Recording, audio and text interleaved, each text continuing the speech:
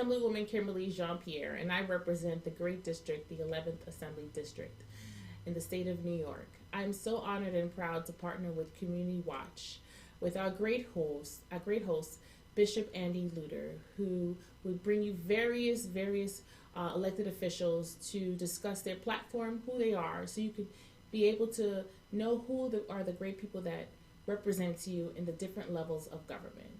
It's an honor for me to partner with Community Watch to help you understand what's happening right here on Long Island, right here where you live in your community. Thank you so very, very much, State Assemblywoman Kimberly Jean-Pierre. Listen, friends, I am your host, Andy C. Luter, and I'm delighted to come to you in this program that we call Community Watch. Today, we're looking at the life and the legacy of Malcolm X, and we are interviewing today Delores Quintyne, who is a longtime resident here on Long Island, but she spent her early years in New York City's Harlem, USA, at the time that Malcolm X was there. She is being interviewed by my sister, Tanya Luter Gordon, and together we make up Luter Life Coaches, which is a collaboration and a partnership with Kimberly Jean-Pierre to bring to you this programming entitled Community Watch. So, with no further ado or delay, let me take you to our interview featuring Delores Quintyne with Tanya Luter Gordon. Hello, and we are so delighted today to have one of the legends of Amityville in the name of Delores Quintyne. And before we get started in going to the major parts of our interview today, I'd like for you to give us just a little background on you, from where you were born and what year you came to Amityville. Well, thanks so much for having me. I really appreciate it very, very much. I was born in Charlottesville, Virginia. And graduated from high school there and came to New York in '49 and went to City College in New York. Mm-hmm. And when I came into Amityville, let's see, it was in the 60s, early 60s, probably around 62, I think, or somewhere in there, because I think my son was about 2 years old. The baby boy was about 2 when I moved here. Mm-hmm. Wonderful, wonderful. So over the years, you have served the community in various roles. And can you share some of the roles and positions that you've held over the years and over your spectacular career here in the Long Island community? Well, Amityville was very interesting when we first moved here. I thought I had left all the racism in the South, but I saw that Amityville still had a little bit left in them. I started out with the school district, trying to, get the school district more diverse, or get them talking about it. And we also tried to help some people get an apartment down in the village, which they didn't want any part of that. But we did sit-ins, with Congress of Racial Equality report, and those things were resolved. I worked at Brunswick Hospital when I first came here, and I stayed there for a while, and I left, and I went to the Center on Commerce, and I went there as an advocate for the people, and I stayed there 25 years. Oh, wonderful. I retired. So I retired out of there. And also, I subbed at the Amityville School District. My husband had retired, and I said, he was driving me crazy, so I had to do something. Delores, okay, honey. So I went to, I started subbing there until he took sick, and then I had to give it up. Mm-hmm. Now, you said something very interesting, that they would not allow, obviously, this person or family to live in the village of Amityville. Mm-hmm. So talk a little more about that, because I find that interesting, because as you know, the saying is, as things change, yes, we find out that they stay the same. They stay the same. And with the Newsday article that came out a few months ago, which really highlighted housing discrimination, mm-hmm. which lets us know that as far as we've come, there's still Still some there. practices and attitudes that are the same that compromises our community. And so when you say that to me, they would not allow. Talk more about that, because I think that the audience would find that interesting, especially in the wake of what has been going on with the real estate industry steering families of color to only certain communities, whereas families, white families, giving them much more options as far as where they can live, yet they are still, they earn the same amount of money, they can afford the same type of housing, but are still not given the same opportunities and considerations. So if you could speak a little to that experience when you first got started with that here. That is very true. And you know something, here we were 50 years later, and we're still going through the same thing. Back at the time, the couple, which was an African-American couple, wanted to go into the Beachview Garden Apartments in the village. And they were denied. They said they didn't have any openings for them. They didn't have any apartments. All the apartments were filled. So CORE took it upon themselves. We had testers, and we sent our white testers in to test. And they had plenty of apartments available because the white testers came back, met with us, told us they have apartments available. They gave them like a $25 down to buy for the deposit, and they accepted, gave them a receipt, and that's all we needed. So with that, we took it to court. We did the sit-in. We sat in, and we sat in the apartment. We picketed his business because he had a business in Huntington. The landlord did, and we picketed his business. Finally, he broke down and gave the apartment to the African American couple. But it's ironic and odd, as you say. 50 years later, we're still doing the same thing. Newsday used the same tactics that we use by using the white testers to see, and a black tester to go in and see what they would say to them. They would say, no, we have no apartments. To the white tester, yes, we do. And you see the real estate business is business as usual. The worst, I think, demonstration that we had was, I believe it was Hicksville, and it was a real estate business there. And we were trying to get a house sold to an African-American couple. No, they were a mixed couple. And they didn't want to sell it to them.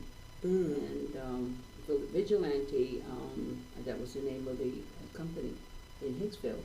And that was the only time that I feared for myself, my children, for our life, because we were on the picket line. They had doubled and surrounded us. And the police had to get in the middle to keep them away from us, because they not only used vile language, but they had some signs that were really, really bad.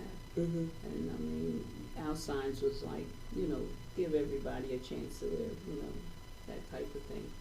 But that's the way they were. When my husband and I came out, first we did go to Levittown, and the guys politely said to my husband when he asked about house, "Oh, we don't sell to Negroes." So we left.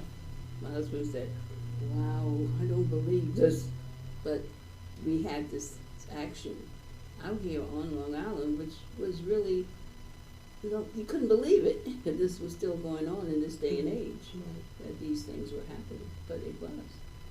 Well, you know, right now there's a lot of talk about celebrating the history of the Selma March, Bloody Sunday. And we're talking about housing, but of course that dealt with having the voters' rights. That's right. And with you coming from the South, talk about the experience that you have, or if you didn't personally have it, I'm sure you had family, loved ones, and friends who experienced the status quo in making it challenging for us to vote. And yet, even today, you have people who are trying to make it difficult for us to vote. And so speak to that, what your experience was, and even how you feel about now what's going on with that. Well, the Voting Rights Act is, I can't believe that they, you know, put a stop on that suddenly. But people fought very hard to do that. They would charge poll taxes at home in Virginia. they were literacy testers, and if they, some of them were, some of those people in the South, they never finished grade school, so they weren't able to, and they gave them tests like you would give a high school student, and some of them, the words and things, and they weren't familiar with, But that's what they wanted to do. They wanted to voter suppression. They wanted to stop it then. So, but they finally, one guy came one day and he said, you know what, you have to vote for Republicans. He told my godmother, you have to vote for Republican, you have to, because they freed the slaves. This was his answer to her. So she just looked at him and said, I'm not voting today, so you can keep on going and get out of my yard, But it's stuff like that. They would come and tell you things, and, but you can vote. But as soon as they went to vote, they would give them that literacy test thing, and then that stopped some of them. And they weren't able to. And some of them weren't able to vote until years later. Well, now, talking about what you just again mentioned, there were several people in the community that voted Republican for years, just for that reason. But let's speak to the shift when really African Americans, in a large number, left the Republican Party and shifted to the Democratic Party. Speak to that for us about what was it that made African Americans see that there would be more of a benefit changing parties, because it's still that way today. It is still that way. I think the reason why a lot of African Americans left the Republican Party, because they weren't giving the African American what they needed. African Americans have different needs than other people, and while they were saying it, they weren't doing it. And some of the African Americans realized this, and they said, you know what, I'm joining another party. When my husband and I came out here, we came out as registered Republicans, because in the city, we were a registered Republican. The guys in the city were doing some things, so we hooked on to them meanwhile. But when we came out here, we found that what a difference. It was a big turnaround. But they were saying out here it was different than what they were saying in the city. So my husband said, no, never mind, I'm changing my voting. So we both changed over to the Democratic Party. But I think the people began to see, it took them a while to see what was happening. Because each time they promised them something, they broke the promise.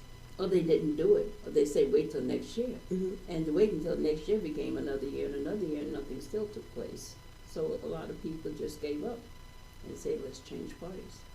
So this year and last year was really a revolutionary time, I think, in the Democratic Party, because they said it was the most diverse set of candidates to run on the Democratic Party. Now, we know where we are now, but it was exciting. To see women, to have a woman of color, to have other people of color, and so let's talk about that. How did you feel about that, and how do you feel about where we are right now?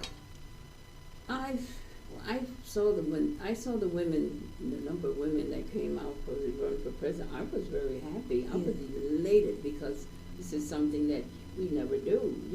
We may run for a Congress, or we may run for a state senate job or something. That's about the highest we go, but not for president. And I was very happy to see that. I'm sorry that all the women have gone off of off of there. Sorry that they didn't get enough support to go. But the men weren't going to let them get too far. And that always happens. The same thing happened to Hillary Clinton. They weren't going to let her get any further. That was it, as far as they were concerned. They were just going to push ahead for Bernie, and that was it. And she lost to Trump because of what happened in the middle there. But I'm hoping that they will pick a woman for vice president, whoever goes in that. I hope they pick a woman to be that. And I hope it's a woman of color. Because I think it's time. It's time. Never mind, wait till next year. I'm tired of waiting till next year. I want to see it this year. And I think that certainly there's great representation of women that hold office or have run for high office.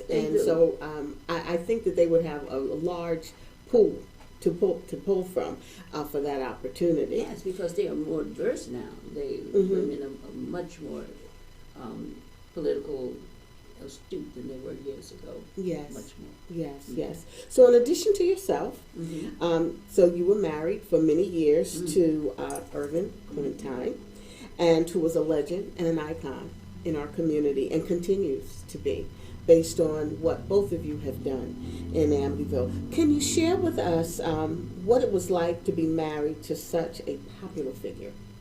Oh boy, he was a very, very strong advocate for his community.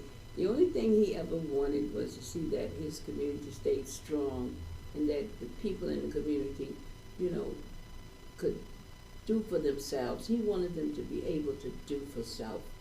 He wanted them to be able to be, he used to always say, control your own destiny. That was his favorite thing. Control your destiny. Hold on to your community.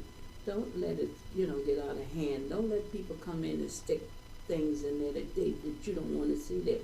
Speak out, That was one of the things that he was very, very passionate about. And he wanted us to become like not a village, but, be your own community, your own little town. And you can take, let's see, I think all of North Amityville into East Farmingdale, and all of them bring all those businesses in and let the money come into the community and not go to town hall. That was what he was trying to do before.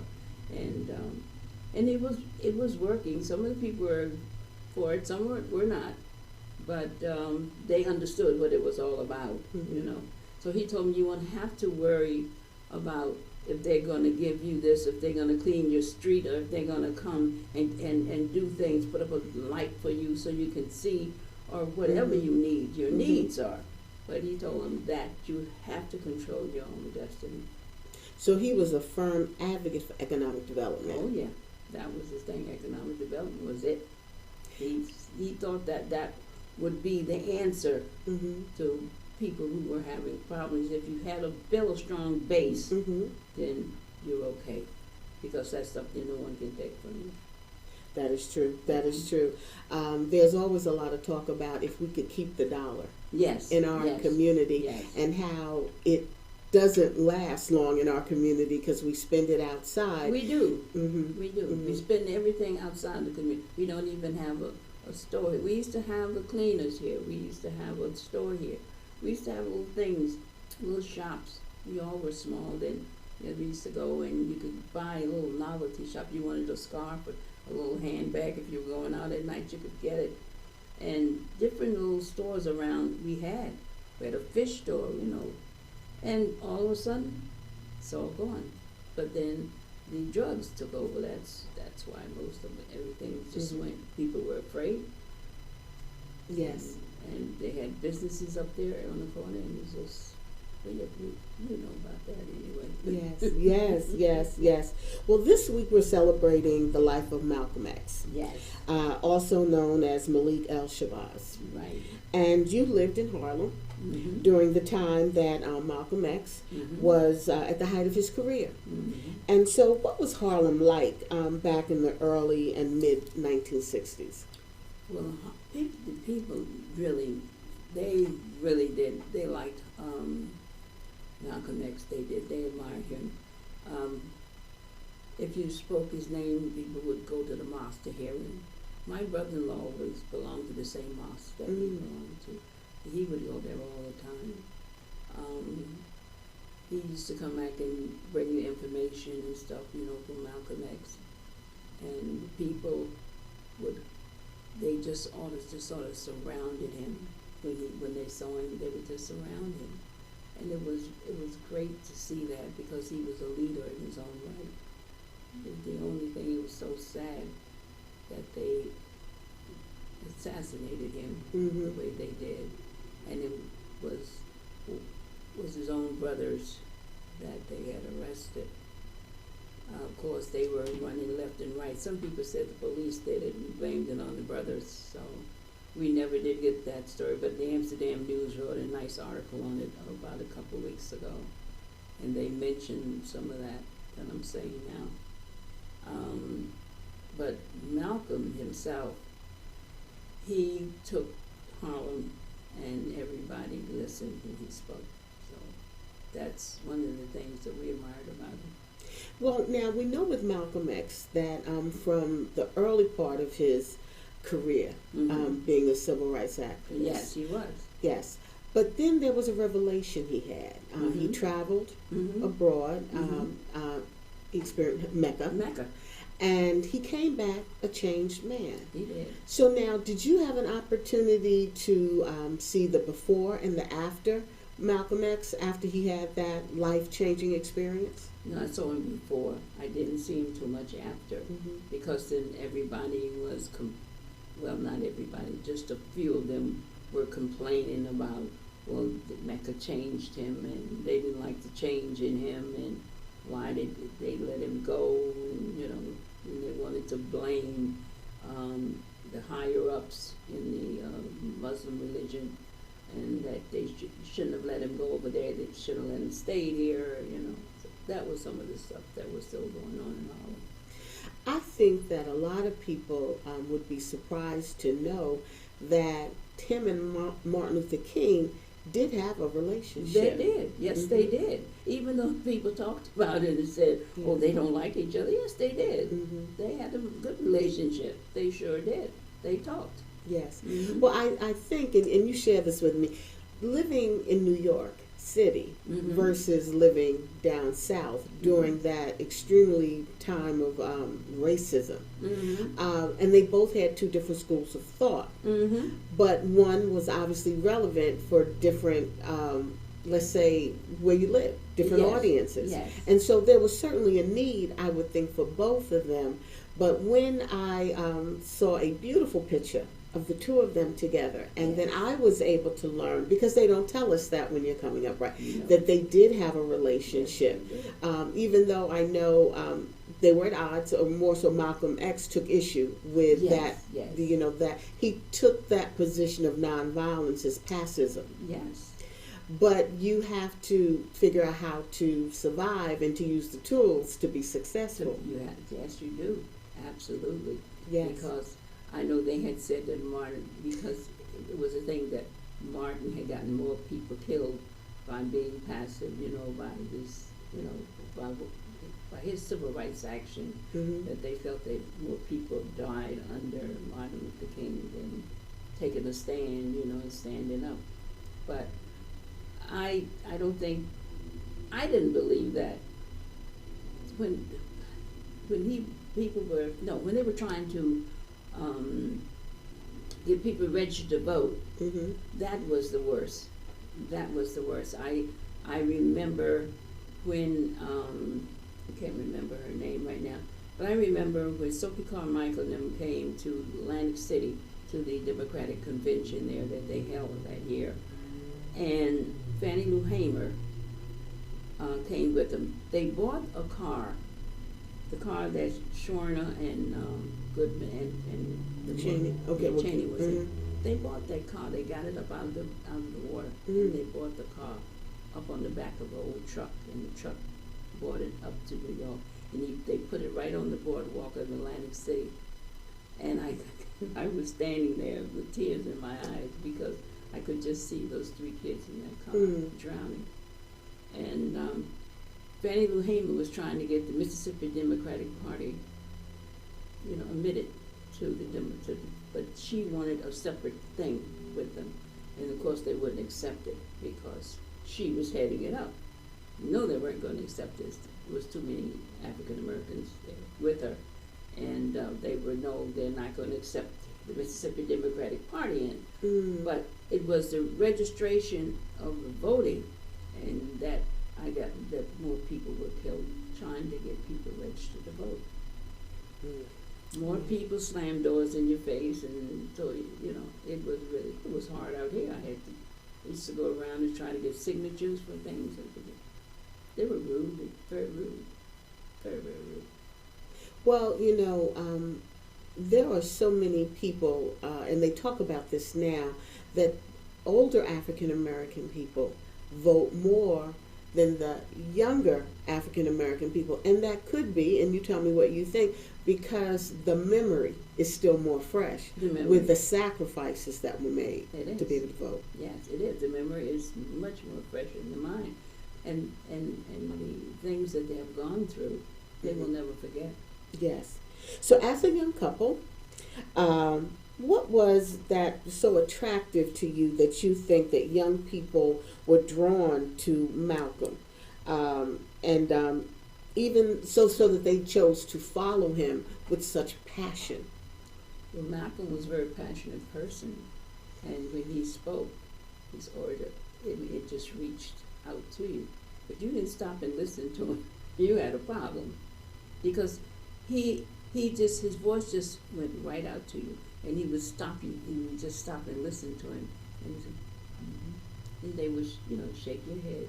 I like what he's saying, So he had great oratorical skills, would you say? He just would capture your attention. Yes, that's right. That's how he captured mine. So what was the personal contacts that you and your husband had with Malcolm X? Well, actually, not too many. Like I say, through my brother-in-law, the relationship was like that. My brother-in-law was the main group. He was the one that was really with him a lot. Like I say, he belonged to the same mosque as him. Yes. And that's how we, went into him. So now moving to Long Island, in that same time period, what would you say were some of the things that brought to Long Island, that you and your husband brought to Long Island based on the experiences that you had living in Harlem and having exposure to Malcolm X? Well, one of the things we wanted to do was to make sure the children had a good education. Malcolm used to talk about education a lot, and he would speak. But education and being together, working together as a family unit, those were some of the things that Malcolm used to talk about also. But those are some of the things that we saw that was needed, and also to try to get our people together instead of, at odds with one another. That still bothers me, that our people still don't know how to stay together, and work together. And when issues and things come up, work with it. Don't back off it. Just work with it. If there's something wrong and you don't agree, work it out until you do agree. Ms. Quintyne, this has been such an honor for me to be able to talk to you, and I've known you all my life, but to be able to sit down and to be able to hear the stories of you growing up, coming up, and then you and your husband, and again, iconic family, and just the cause and the passion that both of you've had and that you continue to have and demonstrate, and you're so beloved. And so thank you so much, and this has been a wonderful experience for me. I thank you for having me. I really do. It's been a blessing. Great. Okay. Thank you so much. Hey friends, Andy C. Luter here, and for the last several minutes, you have been watching Community Watch and this interview that's been conducted by my sister, Tanya Luter Gordon, and together again, we make up Luter Life Coaches. Today, we have been talking to Delores Quintyne. She is a civic leader here on Long Island. She is a legend and an icon, but we've been talking to her today because of her relationship with Malcolm X when he lived in 1964 and 1965. Let me take you back now to our sponsor, which is State Assemblywoman Kimberly Jean-Pierre. Hi, I'm Assemblywoman Kimberly Jean-Pierre, and I represent the 11th Assembly District. I hope you had a great time watching Community Watch, and I hope you were able to have a deeper understanding of the various elected officials and know who they are, and got a chance to meet them throughout the different segments of shows with our great host, Bishop Andy Luter. Keep looking out for your local elected officials and stay informed.